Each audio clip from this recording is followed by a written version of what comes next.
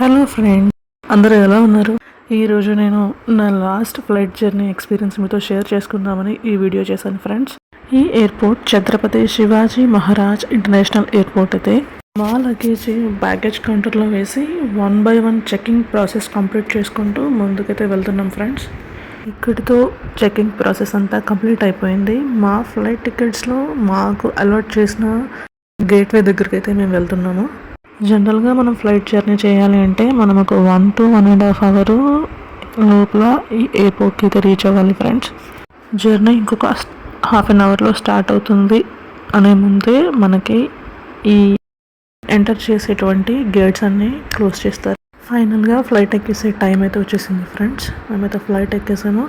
మనకి ఎయిర్ బస్లో కానివ్వండి, సిటీ బస్లో కానివ్వండి, ట్రైన్లో కానివ్వండి, విండో సీట్ అంటే ఉన్న క్రేజే వేరు కదా. నాకు కూడా విండో సీట్ అంటే చాలా ఇష్టం అండి.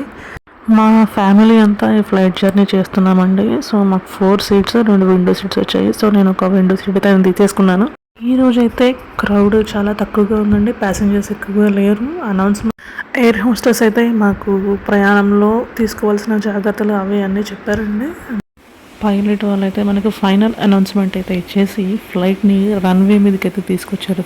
ఇంకా సేపట్లో మన ఫ్లైట్ అనేది టేక్ ఆఫ్ అవుతుంది ఫ్రెండ్స్. ఫ్లైట్ గాల్లోకి లేచినట్లు ఒక చిన్న మూమెంట్ అయితే ఇచ్చింది మాకు. మీకు క్లియర్గా కనిపించాలంటే ఫ్లైట్ ఇంకొంచెం హైట్కి వెళ్ళాలి. ఇప్పుడు మీకు క్లియర్గా కనిపిస్తుంది కదా ఫ్రెండ్స్.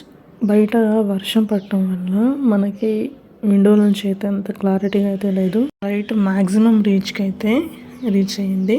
ఇక్కడ నుంచి అయితే మీకు క్లియర్గా కనిపిస్తుంది విజువల్స్. ఎన్నిసార్లు ఫ్లైట్ ఎక్కినా కానీ విండోలో నుంచి బయటకు చూస్తే ఎప్పుడు స్పెషల్గానే అనిపిస్తుంది నాకు.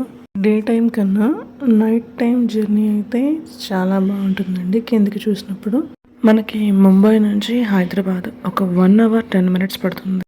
త్రూఅవుట్ జర్నీ అయితే నేను చాలా ఎంజాయ్ చేస్తాను. 1 hour అయిపోయిందండి. రాజీవ్ గాంధీ ఇంటర్నేషనల్ ఎయిర్పోర్ట్కి అయితే మేము రీచ్ అయ్యాము. ఫ్లైట్ నుంచి బ్యాగేజ్ కౌంటర్కి చాలా దూరం నడవాల్సి ఉంటుందండి. అందులో భాగంగా మధ్యలో ఈ మూవింగ్ ఎస్కలేటర్స్ని పెట్టి మనం నడవాల్సిన నడక భారాన్ని కొద్దిగా తగ్గించారు. సో కన్వేయర్ బెల్ట్లో మా లగేజ్ తీసుకున్నామండి. లగేజ్ తీసుకొని మేము మా ఇంటికి అయితే